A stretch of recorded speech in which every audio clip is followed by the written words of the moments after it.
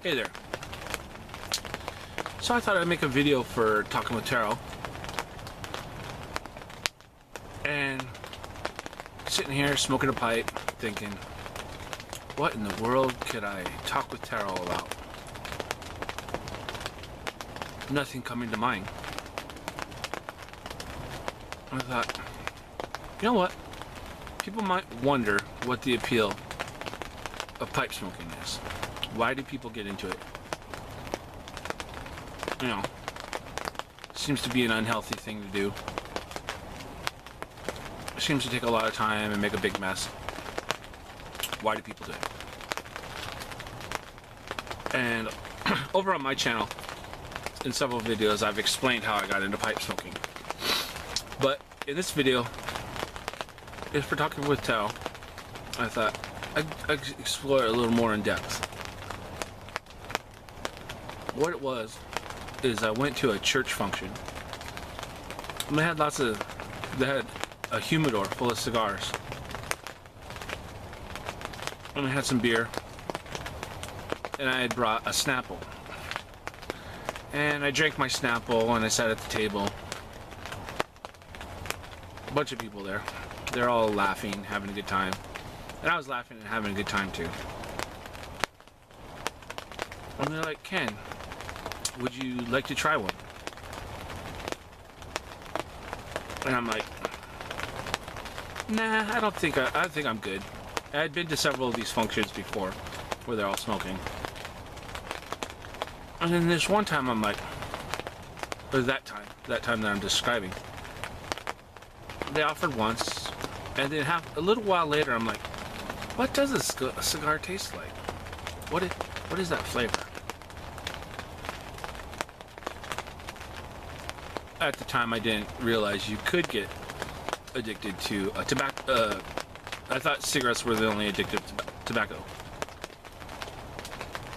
And so I tried it. And I'm not trying to like glorify tobacco. But that night I was more talkative than I had ever been. I was more engaged with the other people. I was just in a zone smoking this cigar. And I felt the effects for the first time. I smoked cigarettes in the past and I never felt the effects of cigarettes for some reason. Probably because I didn't know how to inhale properly. I assume that's it. But with a cigar you don't have to inhale into your lungs. You shouldn't, actually. So I was just puffing away. And I got it. I got the nicotine. It's a drug, you know. It affects your brain, does something. Anyways, that night I got it. So over the course of several more years, I would attend more of these functions. There'd be about 2 a year, 3 a year, something like that. Each time after that, I'd buy my own cigar and go to it. Hang out, we'd talk about God, talk about, you know, our lives, and have a cigar. It was always a fond memory for me. You know, I really liked that. And some people would drink wine, beer, whatever. I didn't really drink. Look forward to it. And then, at a period of time after, I had to leave a job that I really liked, and a girl that I had a huge crush on moved far away, and I was really depressed, and you know, I was suicidal. I really was quite suicidal. And what I kind of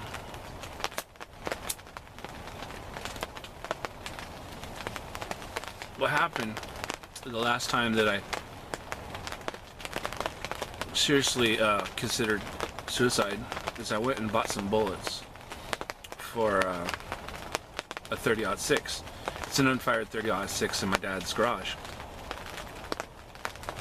And when I was buying the bullets, I get wild looking when I get depressed. I get wild looking when I have these mental problems and stuff.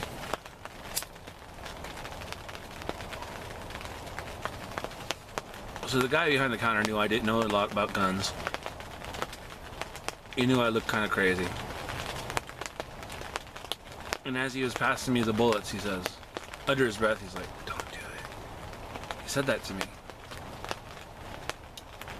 And on one hand, that's really unprofessional for him to do, but it's a very caring, like, loving thing to do for somebody. And so, it really touched me. I've never had the courage to actually pull the trigger, so I don't know if he saved my life that day, but the bullets went unused. But what happened is I did get depressed again the next day.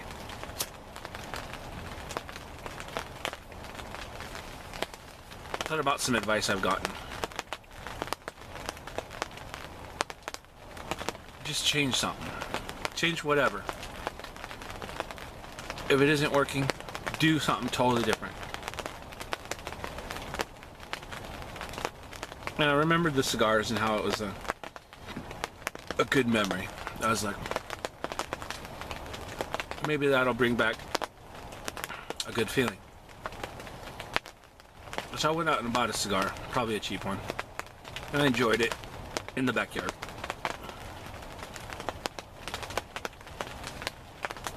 And then the next day, I was depressed again. Went out, bought another cigar. Eventually, I started spending $6 a day on cigars. Eventually working my way down to Swisher Sweets. With the mantra of, I should be dead. What does it matter if I'm smoking? So, anyways, doing that every day. I was talking to a friend at church about how expensive it was to keep up this habit, but how much I like cigars. I said, dude, you should get yourself a pipe. I didn't like the idea of a pipe. I really didn't. But I watched a video by the Dagners, and I was like, well, for like $10, I could go get a bag of something, which I bought the worst first tobacco, and a pipe, a corncob pipe. Just as a nice corncob pipe.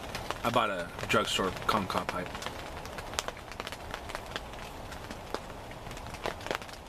And I lit it and smoked it. It tasted like plastic.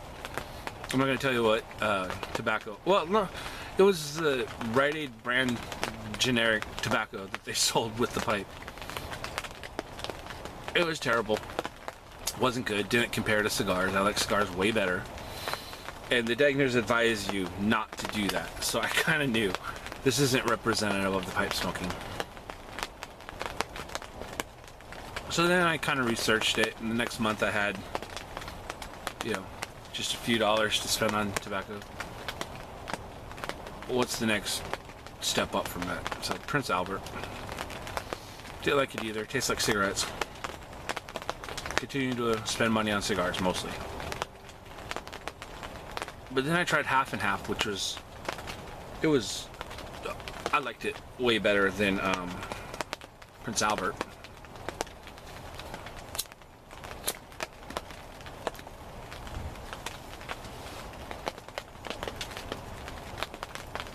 And then I tried Carter Hall, which was even better.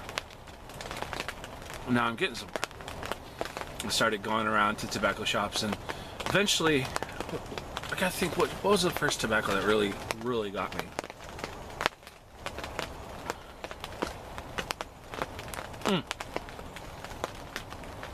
So there's a tobacco patch in Kirkland. Found it online. I was like, oh, that looks good. And I drove there, and I had my sister drive me, and they had Dunhills. They had all the Dunhills, and I bought either morning pipe or nightcap. And from then on, I was like, dude, I'm a pipe smoker now. I don't even need to waste money on cigars because this stuff is good. So Dunhills, that's the one. So I don't suggest pipe smoking per se, but if you've already made the decision, like if you're smoking cigarettes and stuff, like pipe smoking's a good hobby, you know.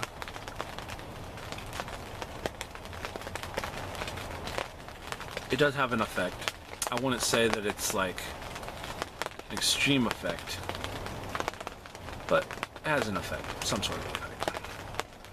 So, really, I don't know the point of this video, except that's why I do it. That's how I got to smoking pipe. And now I think I may be not addicted, but mentally dependent. Like, I start to think about it a lot, and like, I really would like a pipe right now. But I don't think I'd have any withdrawal if I didn't have a pipe. So that's where I'm at. That's my pipe smoking hobby. And oh, dude, the other part of this pipe smoking thing is the community on YouTube. Now, when I first started YouTube, I didn't know there was a pipe smoking community on YouTube, and I didn't know until I watched the Degner video that there was a pipe smoking community on YouTube. But I started subscribing to people and watching some of their videos, and they are the best community, like, ever. I mean, I don't know why pipe smoking has such a good community. What is, you know, I think just the early people that did it on YouTube and Instagram set a really good example of how a community should interact with each other. I mean, they go see each other all the time and they interact, and they're real friends. And now I'm a part of it, you know. So it's really great. So this video has been long enough. That's my pipe smoking hobby, and I'll see you next time.